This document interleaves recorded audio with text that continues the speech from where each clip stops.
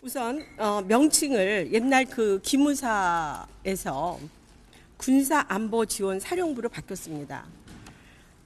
그리고 거기에 직제도 조금 바뀌었습니다. 그래서 우선 그전에는 그 삼처사실 1센터를 가지고 있었는데 이번에는 2처 6실로 그렇게 바뀌었습니다. 그런데 그 바뀐 내용은 보면 사실은 거의 비슷한데 지금 30%를 감축했다. 저희가 그렇게 보고를 받았는데 그 30% 보고를 받은 것은 주로 행정 업무를 감축을 했다. 그렇게 되어 있고, 그 다음에 그 중요한 업무는 2처는 방첩처 보안처 이렇게 되어 있습니다. 방첩과 보안 업무를 한다. 뭐 그런 거를 저희가 받았고요. 그리고 이제 오늘 이제 기무사라는 명칭에서 명칭이 그렇게 바뀐 것이 누구의 아이디어였냐, 뭐 왜 그렇게 이름이 바뀌었냐, 그런 얘기를 했는데 사령관이 그 부분에 대해서는 답변을 하지 않아서 그냥 더 이상 얘기를 하지 못한 거를 제가 알려드리고요. 그 다음에 이제 핵심적인 것은 기무사 문건에 관련해서 주로 많이 내용이 거론이 됐습니다. 그래서 이 기무사가 사실은 지난번에 국방위에서 된 것처럼 2017년 5월 10일 날, 5월 9일 날 대통령 선거가 있고 5월 10일 날 이 문건이 국가공문서 시스템인 온라인 시스템에 이미 등재가 돼 있었습니다. 그리고 2018년 4월에 그 대통령실의 비서실장과 안보실장, 민정수석에게도 보고가 됐었던 사항이 지난번에 8월 달에 와가지고 베란간에 왜 이런 일이 이렇게 벌어졌냐, 뭐 이런 내용이 돼 있어서 저희 당에 있는 의원들께서 당시 상황이 대통령 지지율 하락으로 결국은 추락하는 지지율 만회를 위한 여론 호도용 아니냐. 그래서 결국은 기무사가 정치 세력으로부터 이용을 당한 게 아니냐. 그런 질의가 있었습니다. 그 다음에 또 하나는 7월 27일에 민군 합동수사단이 출범을 하게 됩니다. 근데 이 민군 합동수사단에서는 워낙 하는 일이 계엄 문건만 수사를 하도록 되어 있었습니다. 그런데 아직까지 구속된 사람도 없었고, 그 다음에 여기에서 이 민군 합동수사단에서 계엄 문건만 봐야 되는데도 불구하고 댓글 사범 등 별건 수사를 하고 있다. 그래서 여기에서는 계엄 문건만 해야지 나머지는 일반 군 검찰에 넘겨야 되는 게 아니냐, 그런 내용도 나왔습니다. 따라서 여기에서는 민군 합동수사단에서는 부적절한 수사를 하고 있다, 이렇게 되어 있고요. 그 다음에 이와 더불어서 지금 제가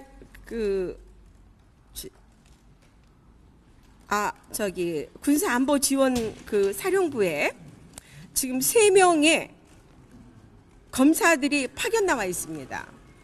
그래서 이 3명의 파견도 잘못되어 있는 거다. 그래서 이 사람들 즉각 제자리로 보내야 된다, 이런 내용이 나왔습니다. 그 다음에 지난번에 이 문건에 있어서 가장 주범으로 알려졌던 소강원, 그 다음에 기우진, 이 2명이 문제가 됐었는데 이 소강원은 구속이 됐습니다. 근데 문제는 이 문건을 가지고 구속이 된 것이 아니라 별건 수사로다가 세월호 민간인 사찰을 했다 그래서 구속이 됐습니다. 그리고 기우진 3차장은 구속이 되지 않았습니다. 그러니까 6가지 이렇게 구속이 되지 않은 거는 그렇게 이 문건이 그렇게 크게 문제가 된 게 아니지 않냐, 이렇게 지금 볼 수가 있고요. 그 다음에 이제 아까 제가 군사지원사령부에 있어서 잠깐 그 얘기를 하다 말았는데 그 내용을 보니까 그 두 가지를 이제 파악할 수 있는데 군 내부 동향 파악 임무는 그대로 되어 있습니다. 그다음에 대통령 독대 금지를 명문한 조항도 없습니다. 그래서 뭐 꼭 두 가지만 본다 그러면 뭐 저거 하지만 전반적으로 보면 도로 기무사로 돌아가지 않았나. 그래서 그 이름이 바뀌고 직제는 바뀌었으되 그 일을 하는 내용은 특별히 바뀐 게 없다. 그래서 도로 기무사로 돌아가지 않았느냐 이렇게 보고 있고요. 그 다음에 이제 또 하나는 이제 아까 이제 이 문건 관련해서 이 기무사가 안보원 지원사로 해편되는 과정에 군 정보기관으로서 국가에 대한 헌신, 군 통수권자에 대한 충성을 자부심과 긍지로 여겨온 과거 기무사 요원들의 가슴에 그 상처를 남긴 것 이외에는 우리가 뭐가 있겠냐 하는 내용이 거기에 잠깐 나왔었습니다. 그리고 이제 중요한 것은 또 보안 사고가 크게 이제 두 가지가 있었는데 하나는 지난 5년 동안에 59명의 보안 사고가 있었는데 군사기밀 유출입니다. 59명은. 근데 그중에서 29명은 군인이고 30명은 민간인입니다. 근데 그것은 방위산업체와 관련된 군사기밀이 유출이 됐고 그다음에 이제 군사보안과 관련해서 지난 5년 동안에 121건이 군사보안과 관련이 돼서 연평균 24건으로 돼 있는데 이것은 뭐냐면 뭐 큰 것이 아니라 무의식적으로 군 기밀 사항인데 그냥 인터넷에 글을 올려가지고 일어난 사고 이런 것들이 주로 있었습니다. 그래서 그렇게 제가 먼저 보고를 드리고요. 그 다음에 우리 여당 간사님께서 하신 것 하고 그 다음에 제가 또 뭐 빠진 거 있으면 다시 말씀드리도록 그렇게 하겠습니다. 네. 네, 정보위 여당 간사를 맡고 있는 김민기 위원입니다. 앞서서 이은재 간사님께서 말씀하신 민군 합동수사단 관련 계엄문건 관련 질의는 질의에 한정돼 있고요. 답변은 우리 사령관이 답변은 하지 않았다는 말씀을 드리고 자유한국당 위원님들의 질의를 종합한 거다 이렇게 미리 말씀을 드립니다. 그리고 조연천의 미국 소재를 파악했느냐라는 질문에 파악하지 못했다, 알고 있지 못하다라는 답변을 했습니다.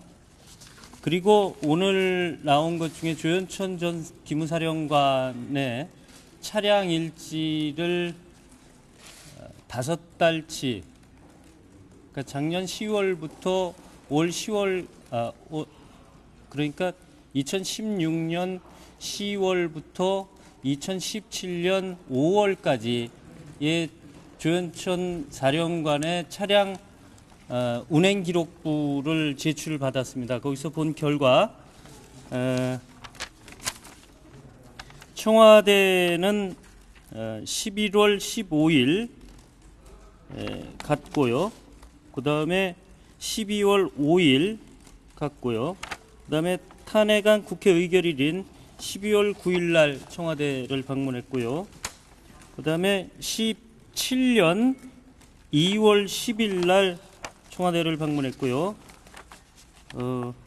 마지막 5월 9일 대통령 선거일이 있었던 날 청와대에 45분간가량 청와대를 방문한 기록이 나왔고요. 5월 10일 날은 조연천 사령관이 국회를 방문한 일이 있었습니다. 이것이 왜 중요하냐면은 이 문건의 제목은 전시 개헌 및 합수 업무 수행 방안 대비 계획 세부 자료가 5월 10일 날 온 나라 시스템에 등재돼 있었기 때문에 계엄 문건 자체가 실행 의도가 없었다라고 주장하시는 분들도 있는데 그것은 5월 9일 날 대통령 이 문건이 작성된 시기는 그해 3월 3일입니다. 근데 3월 3일 날 등재가 돼 있었다면 그런 추론이 가능하겠습니다만 대통령 선거일 날 청와대를 다녀오고 대통령이 새로 뽑힌 날 등재한 것으로 보아서 그것과는 관계없다. 실행 의지가 분명히 있었다라는 저는 그렇게 질의를 했습니다.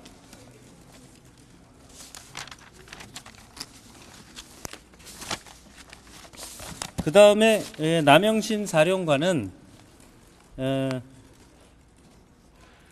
국민에게 신뢰를 받고 국가 안보 수호에 앞장서는 정예 군 정보 수사기관으로 자리매김하겠다.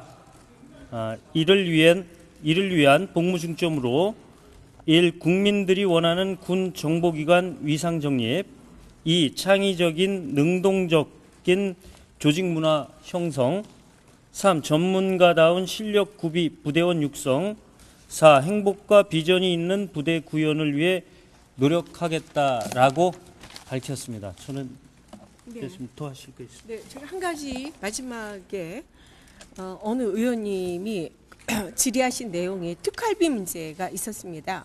그래서 이 특활비가 대외 협력비도 있었고 그 특활비도 있고 이것을 이제 같이 한꺼번에 쓰이게 돼서 한꺼번에 쓰인다. 그다음에 또 특수활동비를 월정액으로 지금 월급으로 받고 있다. 그래서 이것이 지원경비의 성격이 아니냐. 그런 내용의 질의가 한번 있어서 이것은 그렇게 하지 말고 기밀을 요하는 특수활동비는 별도로 내년에 그 편성을 해서 운영을 하는 게 맞지 않냐. 그래서 이 특활비 문제가 조금 거론이 됐은 바 있었습니다. 네.